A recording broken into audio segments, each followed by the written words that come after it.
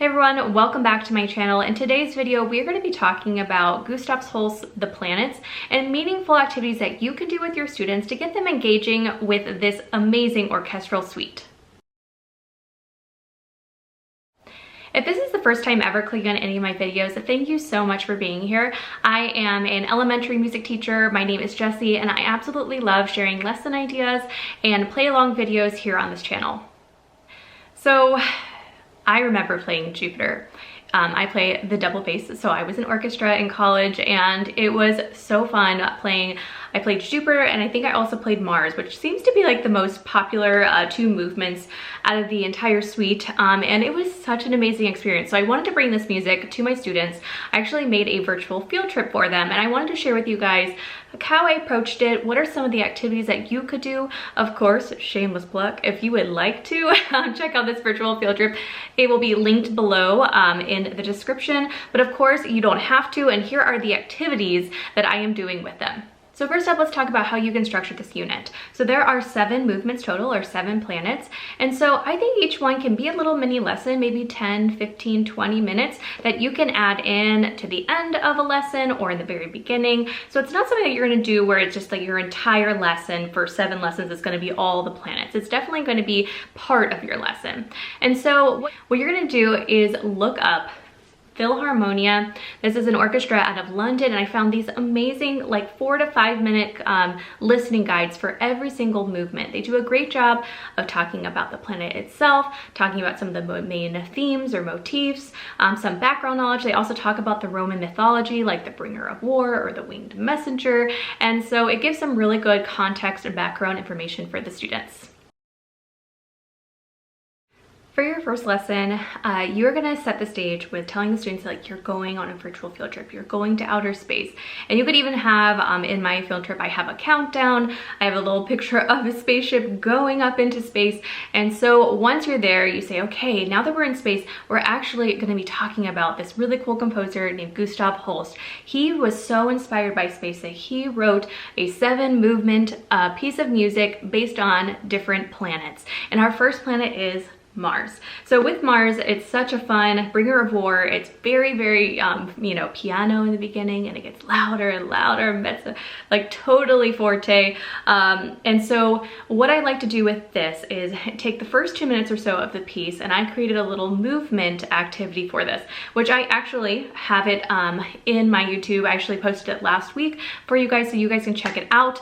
Essentially, you are pretending like you just got on Mars, and you're searching around Mars and looking, and all of a sudden there's a meteor shower and you have to dodge different meteors coming, and then you have this little ostinato that's what is it? Mars is the red planet. Mars is the red planet. And stomp, stomp, stomp, clap, clap, clap. Stomp, stomp, stomp, clap, clap, clap. Red is the red.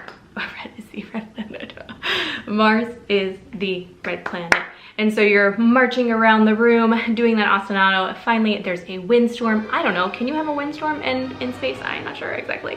But you're kind of pushed around. You have these images, these little pictures that the students can kind of creatively move around the room. And finally, you get back to the spaceship and you're safe. So that is the very first activity. Start off with a bang. You might as well. It's very fun. And like I said, it's linked below for you guys. It is already on my channel. Your second lesson is going to be on Venus, the bringer of peace. And so this, again, you're going to start with that guided listening video, let the students get some background. I also like to share 3 or 4 lessons or facts about the actual planet itself. I actually had so much fun making this unit because I got to just geek out over space. Space is crazy. It's amazing. So many videos I watched where I was like, okay, I gotta reel this back into music. I could get on a YouTube rabbit hole and just watch so many things about space. But anyways, this is a great movement to highlight the celesta. So it is used, it kind of gives that futuristic sound, peaceful sound. And so I have a little comparison between the celesta. We learn a little bit about it. We listen to, like it's in Hedwig's theme from Harry Potter. It's in the Nutcracker, the Dance of the Sugar Plum Fairy. And so listening to some other examples, and then maybe comparing that to the piano and what's the same and different about the two.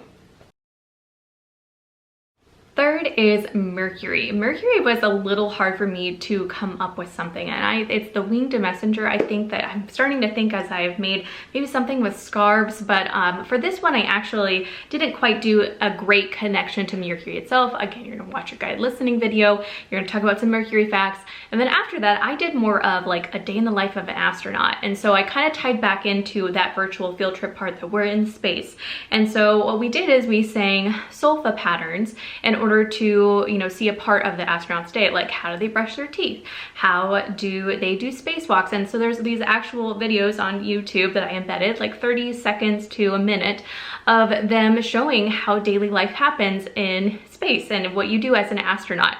So a kind of that reward, that motivation to sing the solfa pattern, and after you do, then you can see the part of their day. The fourth planet is Jupiter, and for this one, again, you're gonna go through your guided listening, you're gonna talk about the fun facts. Fun fact, Jupiter, that red spot that people talk about, is like a storm that's been raging for like hundreds of years and has not stopped. Crazy.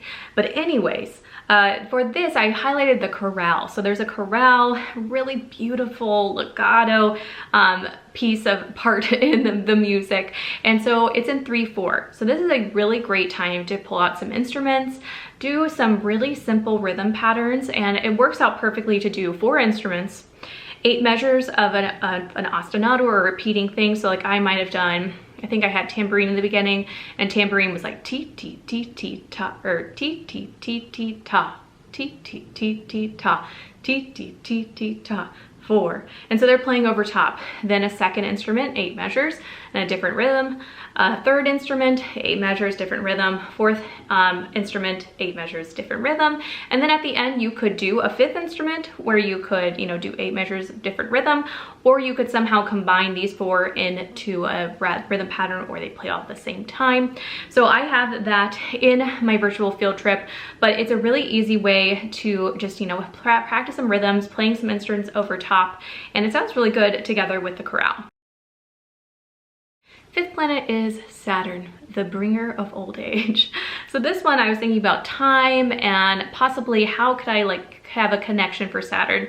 And so I was thinking for time signatures. This would be a great time to do some practice, looking at a set of rhythm and deciding, is it 2/4, is it 3/4, is it 4/4, or if you're, you know, not quite there yet, 2 and then the quarter note underneath, 3 quarter note underneath, and 4 quarter note underneath. So you're counting beats, trying to figure out those time signatures. So it would be a really easy way to just kind of get some time signatures back in our brains, remind ourselves, and then move on.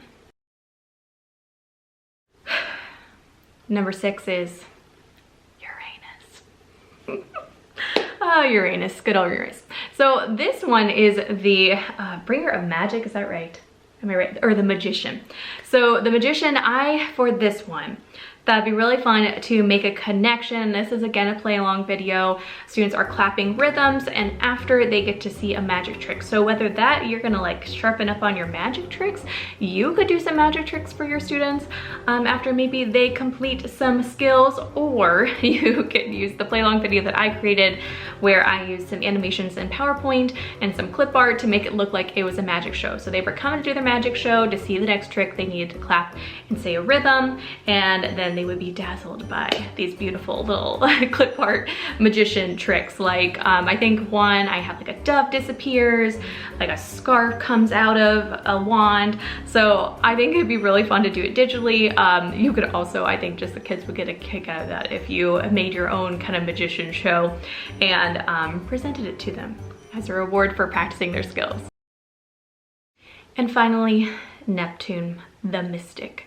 So for this one, this is the last one. Again, you're going through that formula of listening to the guided video, talking about some fun facts about Neptune. And after that, I think that it would be a really great time. Oh, I gotta grab the cards actually. So this would be a really great time to kind of bring the whole unit together, end it with creating your own speech pieces out of, you know, common things in space or different planets. So we have shuttle, ta-ta, rocket ship, ti-ti-ta, astronaut, ti-ti-ta, so on and so forth. So these cards, or you can make your own, you would be printing these out, cutting them out, and the students would create their 4-beat, well, guess it would technically be if there's either each is 2 beats, probably more like 8 beat pattern that they would clap and say. And so that would be a fun little way to kind of wrap up the unit. All right, you guys, so those are 7 different activities, 1 for each, that you could do to make your Holst